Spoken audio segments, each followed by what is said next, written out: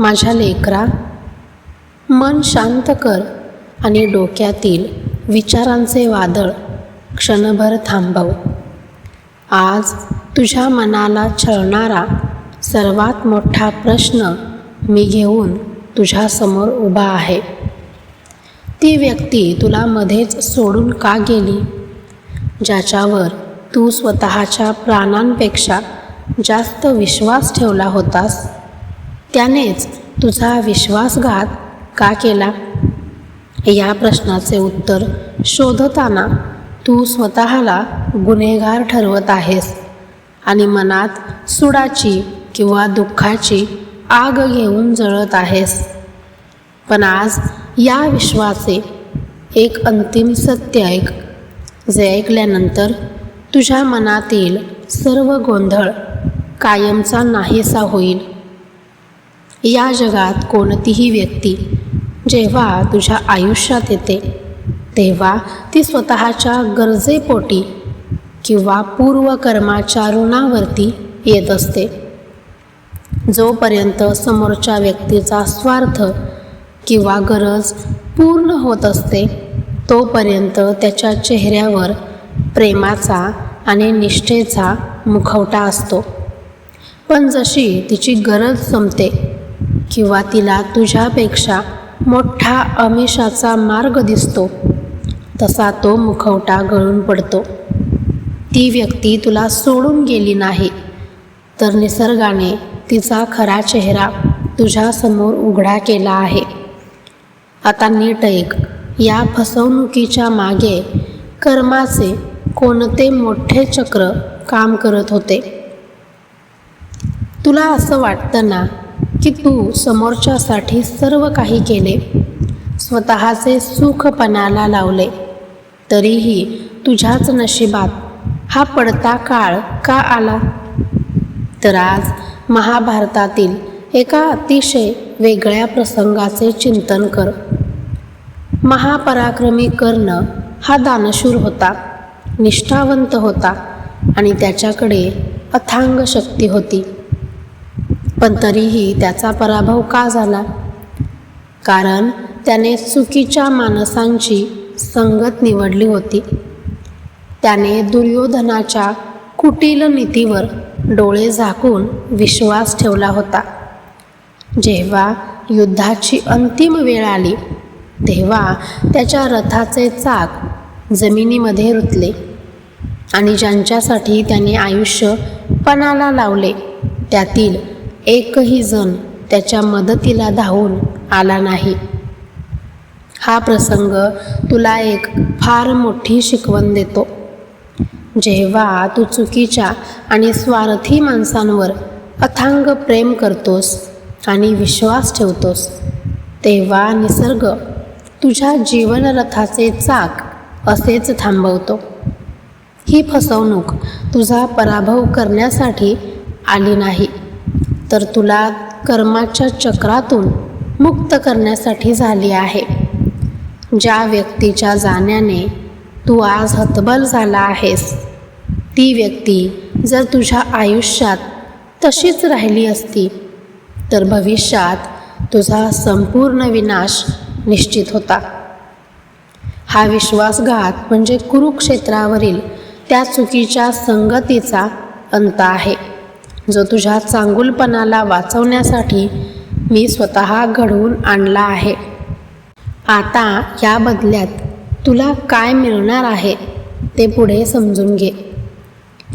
या सृष्टीचा एक अलिखित नियम आहे. जोपर्यंत देणे घेणे शिल्लक असते, तोपर्यंत नाती टिकतात. ज्या दिवशी त्या व्यक्तीसोबतच्या तुझ्या कर्माचा हिशोब पूर्ण झाला, त्याच दिवशी निसर्गाने तिला तुझ्या आयुष्यातून बाहेर फेकले. म्हणून विनाकारण जुन्या आठवणींच्या चिंतेवर स्वतःला जाळणे बंद कर. ज्यांनी तुझा वापर केला, तुझ्या भावनांशी खेळ केला, ते स्वतःला खूप हुशार समजत आहेत. पण त्यांना माहीत नाही की काळाचा न्याय जेव्हा सुरू होतो, तेव्हा माणसाला पळायला जागा उरत नाही. आणि या प्रवासातील सर्वात मोठं वळण म्हणजे ज्या व्यक्तीने तुझा विश्वास तोडला ती व्यक्ती आता स्वतःच्याच कर्माच्या जाळ्यात अशी काही अडकणार आहे की तिला स्वतःच्या चुकीची जाणीव झाल्याशिवाय राहणार नाही. पण तोपर्यंत तू खूप पुढे निघून गेला असशील. मी तुझ्या आत्मसन्मानाभोवती आणि तुझ्या वास्तूभोवती माझे अभेद्य वज्रकवच उभे केले आहे. आता कोणत्याही फसव्या माणसाची सावली देखील तुझ्या सुखावर पडणार नाही. तुझ्या आयुष्यातील कचरा आता साफ झाला आहे. आता खऱ्या प्रगतीची पायाभरणी सुरू होत आहे. आता तो पश्चाताप आणि मनातील तो जडपणा कायमचा उखडून फेकून दे. जेव्हा एखादे जुने आणि कुजलेले झाड उन्मळून पडते तेव्हाच त्या जमिनीमध्ये नवीन आणि फळझाडांची निर्मिती करता येते. तुझ्या आयुष्यातूनही आता ती निरुपयोगी, कपटी आणि विषारी प्रवृत्ती कायमची दूर झाली आहे. हाच तुझ्या जीवनातील सर्वात मोठा चमत्कार आहे. इथून पुढचा मार्ग अत्यंत स्वाभिमानी, खंबीर आणि यशाचा असणार आहे. ज्यांनी तुला कमजोर समजून सोडले तेच आता तुझा हा नवा उत्कर्ष, तुझी ही मानसिक शांतता आणि तुझे ऐश्वर्य पाहून स्वतःच्या नशिबाला दोष देतील. तुला कोणासमोरही स्वतःला सिद्ध करण्याची गरज नाही, कारण तुझे खरेपण आणि तुझा प्रामाणिकपणा स्वतः या काळाने नोंदवून ठेवला आहे.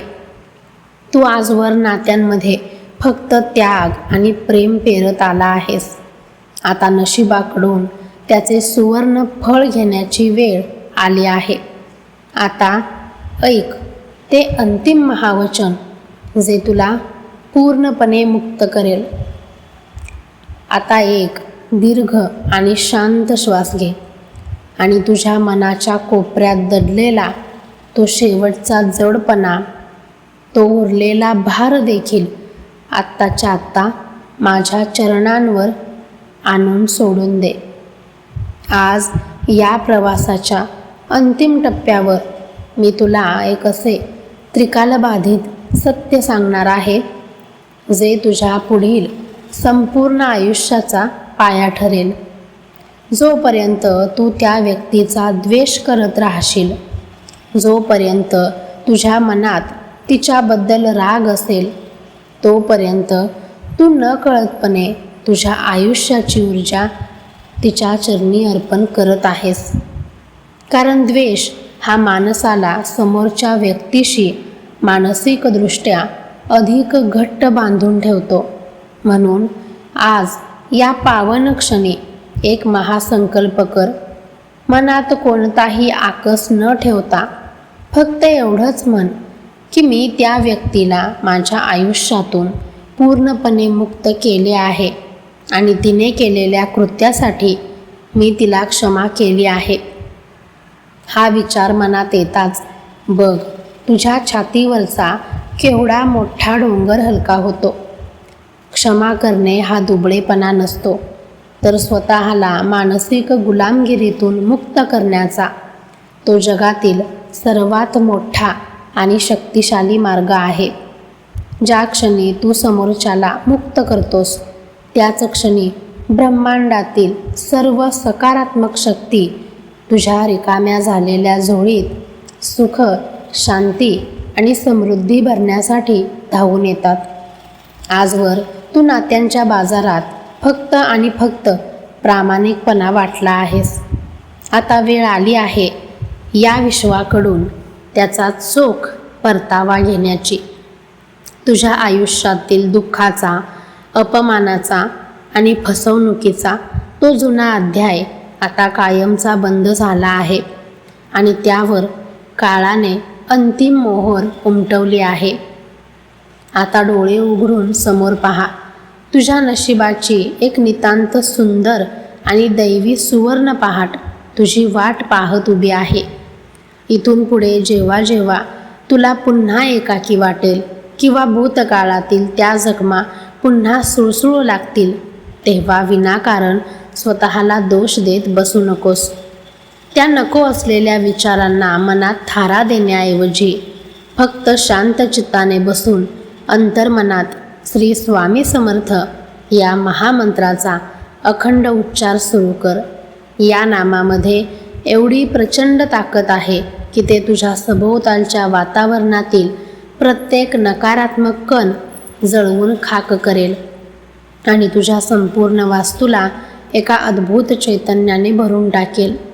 तू घेतलेला प्रत्येक श्वास आणि तुझ्या मनातील प्रत्येक सात्विक विचार माझ्यापर्यंत थेट पोहोचत असतो, कारण मी तुझ्यापासून वेगळा नसून तुझ्या आत्म्यातच वास करत आहे.